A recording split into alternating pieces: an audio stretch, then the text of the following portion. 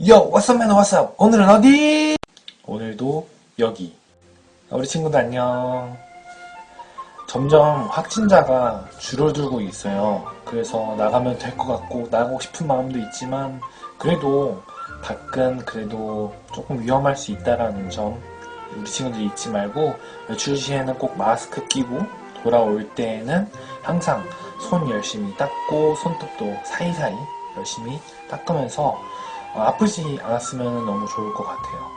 우리 친구도 이제 슬슬 계약을 할 거예요.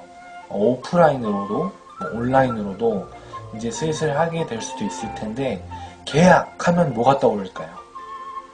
선생님? 새로운 친구들? 전도사님은 계약하면은 반장이 떠오르는 것 같아요. 반장. 반에서 장. 반을 대표하는 사람. 반장인데, 반장. 전도사님도 반장을 초등학교 때는 거의 못해본 것 같아요. 반장 된 기억이 없는데 항상 후보에 올라가서 조금 떨어졌던 기억들만 많아요. 그래서 우리 친구들한테 반장이 될 수 있는 방법 두 가지를 생각을 해봤습니다. 뻔뻔. 전사님 이제 혼자 놀기 완전 진수가 최고가 되어가고 있어요.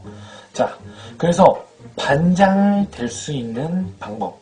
자, 반장이 되려면은 먼저 우리 친구들이 연설을 하게 되어 있어요. 연설을 잘할 수 있는 방법 두 가지를 알려줄게요. 첫 번째로 다 후보가 돼서 이제 올라가잖아요. 많은 애들하고. 그러면은 여러분들이 반장이 될 수 있다. 나만이 반장이 될 수 있다. 라는 거를 친구들한테 어필을 좀 이렇게 그 모습을 보여줘야 되는데, 그 방법으로 종이 한 장만 있으면 돼요. 첫 번째 방법으로. 자, 이렇게 종이 한 장이 있어요. 자, 이게 우리 친구들이 이제 친구들 앞에 서 있을 때 이렇게 얘기를 해보세요. 자, 이게 종이가 몇 장인가요? 그러면 이제 친구들이 이렇게 한 장이요. 맞아요. 이 한 장 안에 제가 반장이 되고 싶은 마음을 가득 표현해 봤습니다. 여기 한 장이 있어요. 그러면은 이거는 몇 장인가요? 그러면은 친구들이 이렇게 또 얘기할 거예요. 반장이요. 그러면 그때 얘기하세요. 맞아요. 이게 바로 반장입니다. 제가 반장이 되고 싶습니다. 그럼 몰라요. 분위기가 좋을라나? 그럼 또 이렇게 또 반을 적어봐요. 그리고 찢어요. 그리고 애들한테 물어보세요. 이거는 그럼 몇 장일까요? 그럼 애들이 또 이렇게 얘기할 거예요. 반장이요. 그렇습니다. 제가 반의 반장이 되겠습니다. 라고 얘기하면 반장이 될 수 있어요. 자, 여러분들이 이제 그러면은 반장 최종 후보에 올라왔을 거예요. 왜냐면은 그렇게 잘 설명해주는 친구가 없었기 때문에 여러분들이 이제 될 거예요. 한번 믿어보세요. 자, 그 다음에 이제 필요한 거는 그 두 가지 방법이 있다 그랬잖아요. 마지막 한 가지 방법을 알려줄게요. 자, 최종 후보에 가서 쓸 방법. 이렇게 하트 두 개를 그려요. 그리고 뒷면에는 검은색으로 막 색칠을 해요. 그 다음 나와서 이제 이렇게 얘기해요. 여러분, 제가 꼭 반의 반장이 되고 싶습니다. 여러분들이 저를 뽑아주신다면은 여러분들을 향한 제 이 마음과 반을 우리 학교 대표로 만들 수 있는 마음을 꼭 여러분들에게 보여드리도록 하겠습니다. 하지만 여러분들이 아직은 저를 뽑아주시지 않으셔서 이렇게 마음이 껌한데요. 한 친구만 도와주셨으면 좋겠습니다. 하고 한 친구를 도와달라고 해요. 이 친구가 한 표 한 표 모여서, 여러분들의 마음이 한 표 한 표 모여서 저를 잡아주시고 뽑아주신다면은 저는 꼭 두 개의 마음을 보여드리도록 하겠습니다. 자, 여기를 잡아주세요. 자, 예를 들어서 이 집게가 그 친구의, 도와주는 친구의 손이라면 이렇게 한번 찍어볼게요. 자, 여러분들이 저를 이렇게 잡아주시고 뽑아주신다면은 아직은 이렇게 검은색 면밖에 보이지는 않지만 언젠가 우리가 함께 일하면서 하트가 하나가 두 개로 보일 수 있습니다. 저를 꼭 뽑아 주십시오. 제가 이렇게 변하여 가겠습니다. 하면서 종이를 접어요. 자, 여러분 무슨 색깔이 보이시나요? 아직은 검은 마음밖에 보이지가 않습니다. 계속 잡고 있으라 그래요. 그리고 또 접습니다. 여러분 혹시 지금은 색깔이 변하였나요? 아닐 것입니다. 검은색 마음과 그리고 핑크색 사랑 하나밖에 보이지 않습니다. 하지만 우리가 같이 함께 하고 또 함께 할수록 저희의 이 하나의 마음은 점점 두 개가 될 것입니다. 어떻게요? 바로 이렇게요. 하면은 여러분들은 반장이 될 수 있어요. 자, 신기하죠? 종이 접기, 단순한 종이 접기로 여러분들의 마음을 표현을 할 수가 있어요. 이렇게 성경에서도 예수님이 제자들을 향한 마음을 표현하셨어요. 그래서 제자들을 향한 예수님의 마음, 그 사랑의 마음을 어떻게 예수님이 표현하셨는지 성경을 통하여서 성경을 통하여서 보도록 해보겠습니다. 자, 성경책을 한번 펴볼까요? 사도행전 1장이에요. 자, 오랜만에 이제 요한복음을 떠나서 사도행전을 볼 건데, 사도행전 1장 8절입니다. 1장 8절을 성경책을 펴보고 같이 한번 읽어볼게요.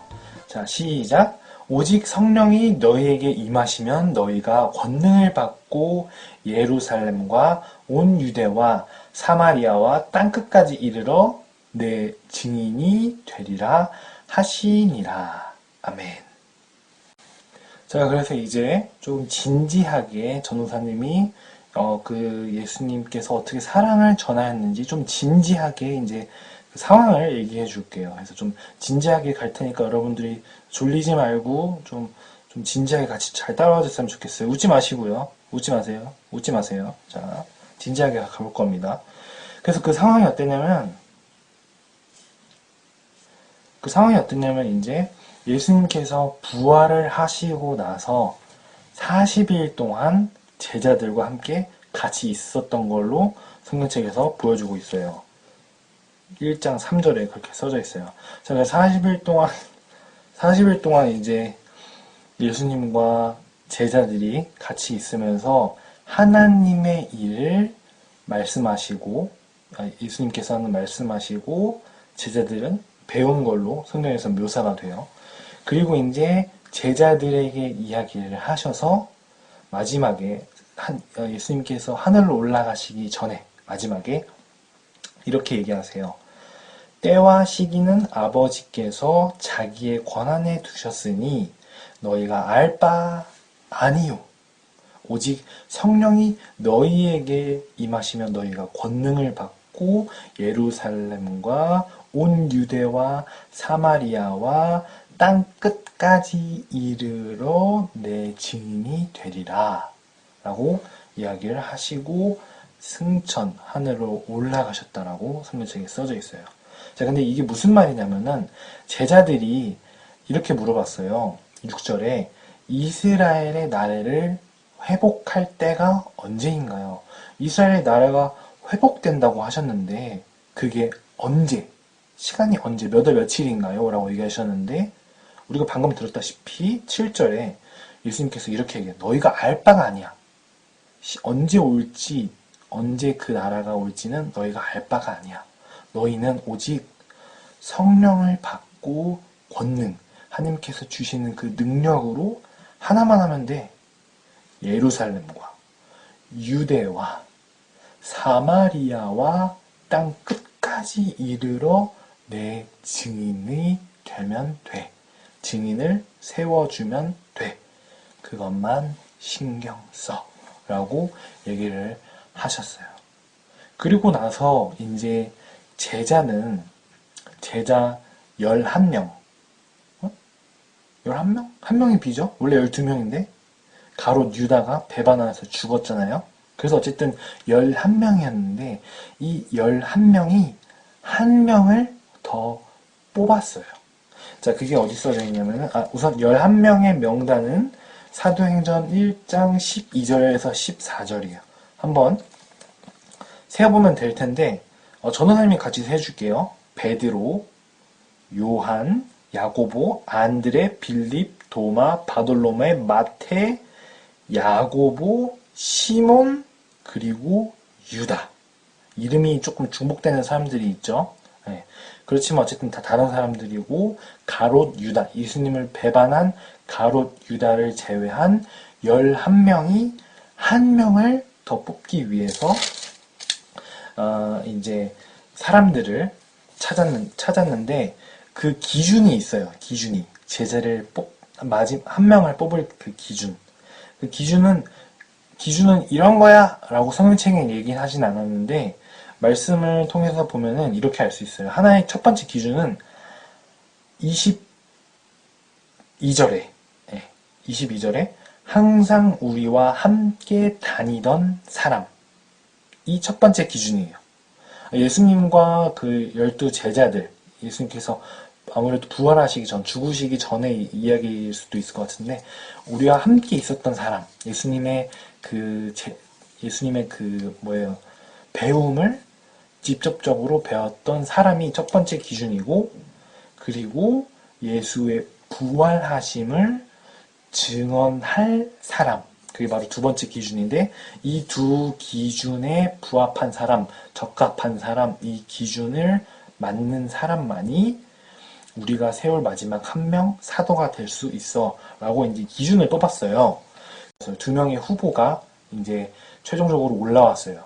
그래서 한 명은 요셉, 23절에 요셉이고 또 한 명은 마띠아라는 사람이에요. 요셉은 세 가지의 이름이 나와요. 바사바, 유스도, 요셉. 그렇지만 요셉 한 사람만 이야기를 하고 있는 거고요. 이름이 세 가지라고도 편하게 생각을 하면 좋을 것 같아요. 그래서 어쨌든 요셉이라는 한 사람과 마띠아라는 한 사람인데 최종적으로는 마띠아가 뽑혔어요. 그래서 마띠아가 뽑히면서 25절에는 마띠아에게 일을 주어지는데 마띠아가 해야 할 일은 봉사와 사도의 직무. 아무래도 봉사는 이제 여러분들이 알고 있는 봉사겠고 사도의 직무는 말씀을 가르치는 일을 얘기하는 거겠죠. 그래서 이제 마띠아는 봉사와 사도의 직무를 맡고 있는 12 제자, 12 사도들 중에 한 명으로 들어가게 됩니다. 그래서 이제 마띠아를 포함한 12 제자들이 사도행전 2장, 3장 쭉쭉쭉 넘어가서 어떻게 예수님의 말씀을 다른 사람들에게, 다른 믿지 않는 사람들에게 전하여지는지 여러분들이 보면은 좋을 것 같아요.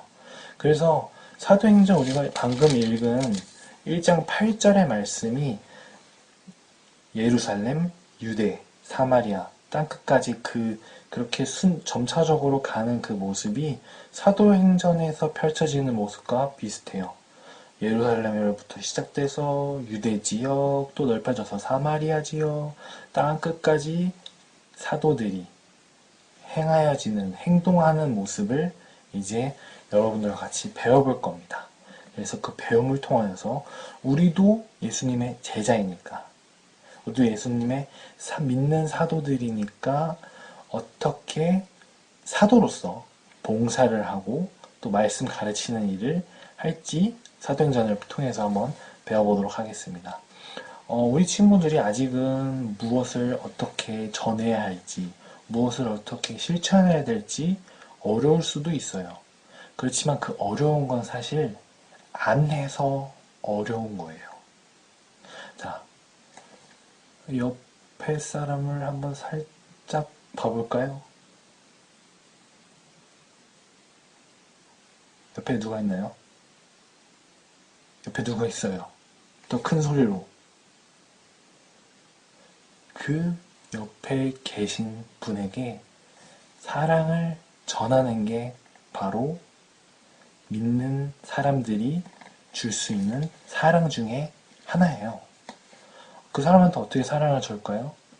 뭐 손잡으면서 기도하는 거, 포옹해주는 거, 뭐 어디 나갔다 들어올 때 손 닦고 나서 뭐 안아주는 거, 그런 것도 다 이웃에게 줄 수 있는 사랑 중에 하나예요. 그래서 우리 친구들이 그 하나하나씩을 실천하면서 사랑을 널리 펼쳐나갔으면 좋겠습니다. 그게 바로 어떻게 보면은 봉사일 수 있어요. 그리고 우리가 사도의 직무, 말씀을 가르치는 일은 성경책을 알아야겠죠. 해서 전도사님과 이렇게 같이 성경책을 보는 시간 외에도 성경책을 보면서 이렇게 하나님의 나라들이 펼쳐졌구나. 이렇게 하나님의 시간들이 흘러왔구나. 예수님이 또 이런 가르치심이 있었구나. 사도들은 예수님의 가르침을 이렇게 행동하였구나. 라는 거를 우리 여러분들이 배워보는 시간도 따로 갖는 것도 중요해요. 그래서 주일에만 성경책을 읽지 말고 뭐 월요일에도 딱 30분만, 뭐 화요일, 수요일에도 이렇게 시간을 딱딱딱 정하여서 말씀을 부모님과 같이 배워보는 시간도 가졌으면 좋을 것 같아요. 그래서 오늘 이렇게 예수님의 사랑을 어떻게 주셨고 또 끝까지 제자들에게 어떤 가르침을 주었나 살펴봤는데, 우리가 오늘 이 말씀도 마음에 새기면서 한 주 동안 또 성령의 능력이 힘입어 널리 말씀을 가르치는 시간들이 또 월요일부터 있기를 소망했으면 좋겠습니다. 기도하고 마무리하도록 하겠습니다. 기도하겠습니다. 주님, 저희가 오늘 이렇게 사도행전의 말씀을 통하여서 사도들이 어떻게 움직이는지를 보게 되었습니다. 저희들이 이제부터 사도행전을 보게 될 텐데 말씀을 볼 때마다 저희들의 마음에, 저희들의 머리에 새겨질 수 있게끔 주님께서 도와주시고, 저희들이 믿는 사람들로서 봉사와 말씀을 가르치는 일을 어떻게 해야 하는지 저희들이 기억이 날 수 있게끔, 생각할 수 있게끔 주님께서 인도하여 주시고, 코로나와 같은 어려운 과정에 있는 모든 사람들 위에도 무한한 사랑이 있어서 저희들이 그들에게 그 사랑들이 넘쳐날 수 있게끔 간절히 기도하고 바라고 있습니다. 주님께서 그들로 인도하여 주시고, 또한 함께 기도하고 있는 선생님들과 부모님들 위에도 만사가 주님의 복으로 넘쳐나는 길로만 인도하여 주시옵소서. 살아계신 예수님의 이름으로 기도드립니다. 아멘.